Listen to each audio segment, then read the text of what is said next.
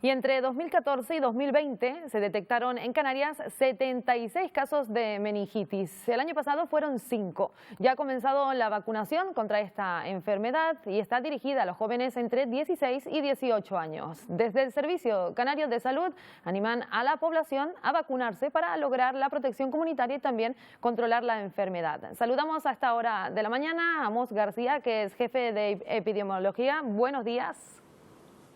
Muy buenos días, María. Un placer estar con ustedes, como siempre. Bueno, comenzamos hablando, señor García, de esa vacunación que empieza ya para las personas. En este caso, se remite a los jóvenes y es que la vacunación es la mejor prevención, ¿no? Indudablemente, la vacunación es una herramienta que ha posibilitado que podamos echar del mundo algunos problemas que tenían un impacto tremendo, como por ejemplo la viruela, y estamos a punto también de lograrlo con otra enfermedad tremenda como era la poliomielitis. Es decir, la vacunación es una de las grandes herramientas, de las grandes armas de las que dispone el sistema sanitario para conseguir elevar la salud de la ciudadanía. La meningitis pues varían dependiendo de la edad, ¿verdad? Porque afecta tanto a bebés como a adolescentes como a adultos, varía en ese caso, en ese sentido. Sí, afecta a todo el tramo de edades de la vida, pero sí es cierto que hay un colectivo que tiene un papel importante como transmisor del problema hacia el resto de la ciudadanía, que son precisamente los adolescentes. A mí, si me lo permites, María, me gustaría aclarar de entrada algo que creo que es importante. No es que tengamos un problema de meningitis en estos momentos en nuestra tierra, no, en absoluto. Lo que sí tenemos una herramienta que nos va a permitir darle un golpe a esta enfermedad para conseguir en la medida de lo posible ir avanzando en la creación de una inmunidad colectiva que haga que esta enfermedad en nuestra tierra tenga en el futuro una presencia mínima o nula, incluso si es posible.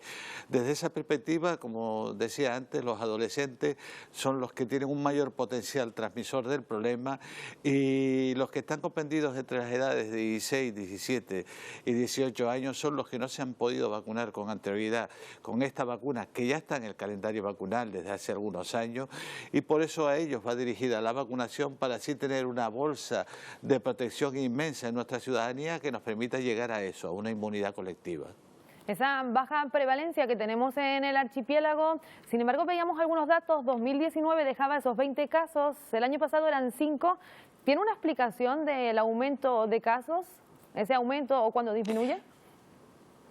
En realidad el número de casos en el contexto de la pandemia ha disminuido considerablemente, porque todas las medidas de prevención que teníamos implementadas frente a la pandemia, teniendo en cuenta que los mecanismos de transmisión de esta enfermedad son similares a los del SARS-CoV-2, el microorganismo causante de la pandemia, de mascarilla, etcétera, etcétera, pues tuvieron también un impacto sobre otros microorganismos que se transmitían de manera similar. Lo que sí hay que tener claro es que, a pesar de esta baja incidencia que tenemos en Canarias, afortunadamente baja incidencia, esto no quiere decir que, teniendo en cuenta que el comportamiento de la enfermedad es absolutamente imprevisible, impredecible, es lógico que tengamos que actuar para, en la medida de lo posible, yugular esa posibilidad de expansión que pueda tener la enfermedad en el futuro.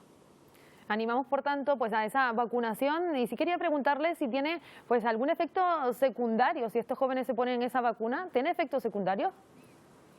Mira, el efecto secundario más tremendo que tiene la vacuna es no ponérsela, porque podríamos ser candidatos a tener una enfermedad terrible y dramática. Este es el efecto secundario más terrible que tiene la vacuna. Sin embargo, lógicamente estamos hablando de un producto farmacológico, un producto biológico, y por lo tanto, como toda actividad en la vida, no está exento de efectos secundarios, que en cualquier caso suelen ser leves y escasos. Dolor en la zona de administración, ciertas febrículas, pero repito, leves y escasos. El gran drama está en no ponerse la vacuna, es decir, que es un efecto secundario tremendo. ¿Y cuáles son los síntomas de la meningitis? Pues los síntomas de la meningitis suelen caracterizarse por presentar un cuadro de fiebre elevada, dolor de cabeza intenso, rigidez de nuca y en condiciones muy avanzadas de la enfermedad pueden aparecer unas manchitas en la piel que son indicativas de que el proceso está en una fase ya de gravedad importante porque estaría entrando en una sepsis. Por lo tanto, es un cuadro clínico que requiere una intervención inmediata por parte del dispositivo sanitario y que en la medida de lo posible lo que pretendemos es conseguir crear el terreno adecuado para que este tipo de cuadros se produzcan lo mínimo o incluso no se produzcan en el futuro más inmediato. De esa forma pues sabemos que tenemos meningitis, pero hablaba usted ahora también de la sepsis, que es la forma más grave de esta enfermedad. Afortunadamente ese porcentaje es inferior incluso a las personas que padecen esa meningitis, es muy bajo, pero lo cierto es que es letal, ¿no? Puede causar la muerte o dejar secuelas. Sí, no, la letalidad de esta enfermedad es bastante elevada, oscila entre un 10 y un 15% del total de casos. Y como muy bien has dicho, María, la exteriorización o la escenificación más clara de la gravedad es cuando se entra dentro de lo que denominamos sepsis, que es una infección generalizada y esto tiene unas consecuencias generalmente bastante severas, bastante dramáticas. Y la forma de transmitir este virus, señor García, es, en este caso, hablamos del contacto estrecho entre personas, ¿no? Esta es la forma de transmitir la enfermedad de la meningitis, ¿no? Sí, se requiere un contacto estrecho entre las personas, un contacto directo y es el elemento clave por el cual se puede desarrollar la enfermedad.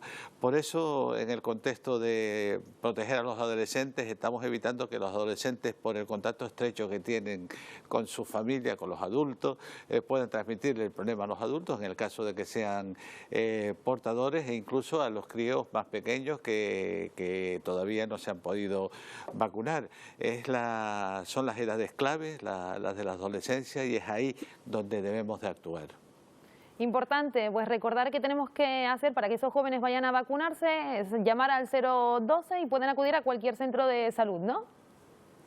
Efectivamente, independientemente de que también los equipos de atención primaria van a hacer una búsqueda de personas candidatas a recibir la vacuna, en algunas ocasiones los llamarán por teléfono para que acudan al centro a vacunarse y en otras ocasiones incluso los equipos de atención primaria acudirán a los centros de salud para dar las charlas oportunas a los interesados de la conveniencia de esta vacunación e incluso si las condiciones lo permiten, las condiciones de seguridad, incluso se podría vacunar en algún instituto. Pues muchas gracias, Amos García, jefe de epidemiología, por atendernos esta mañana. Nos sumamos también a animar para esa vacunación contra la meningitis, de esa enfermedad que afortunadamente tiene una baja prevalencia en Canarias. Buenos días. Buenos días, María, un placer, de verdad, un abrazo.